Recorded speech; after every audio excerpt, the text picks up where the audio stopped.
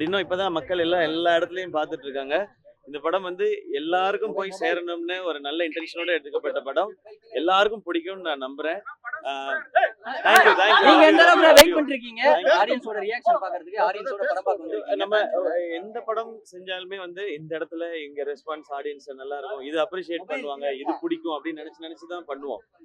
எல்லா படம் அதே மாதிரிதான் இந்த படமும்.